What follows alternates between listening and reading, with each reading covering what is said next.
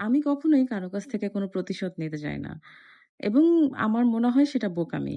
আমাকে কখনো কেউ বড় কথা বলেছে বা কষ্ট দিয়েছে বা আমার সাথে অন্যায় করেছে, যাই হোক না কেন, আমি কখনো প্রতিশোধ নিবো এই জিনিসটা কখনোই ভাবিনি এবং তার সাথে ঝগড়া বিবাদে যাবো সেটাও আমি কখনো করিনি। কারণ আমি জানি আল্লাহর উপর আমার ভরসা আছে যে আল্লাহ কোনো না কোনো সময় আমার সাথে যেটা করেছে সেটা অবশ্যই তার সাথেও হবে।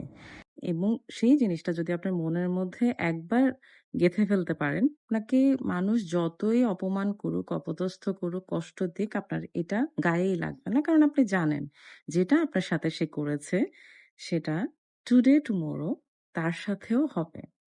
প্রকৃতি কিন্তু কখনো কাউকে ছাড় দেয় না।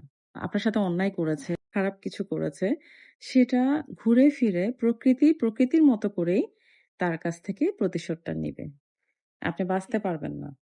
ওই জিনিসটা ভোগ করে যেতে হবে যেটা আপনি অন্যের সাথে করেছেন। আল্লাহর উপর সবসময় আমার ওই বিশ্বাসটা আছে যে কখনো আল্লাহ কোনো বান্দার সাথে অন্যায় করে না। আল্লাহর কোনো বান্দাকে যখন কষ্ট দেয়, অন্যায় করে তার সাথে আল্লাহ কিন্তু সেটাতে খুবই কষ্ট পায়। আমার মনে হয় আল্লাহর উপর ছেড়ে দেওয়াটা বেটার। একটু ধৈর্য ধরে জাস্ট দেখে থাকেন। সময়টা যাক, সময় যেতে দেন। সময় বলে দিবে সবকিছু। আপনার কোনো কিছুই করতে হবে না। কখনো কষ্ট পাবেন না।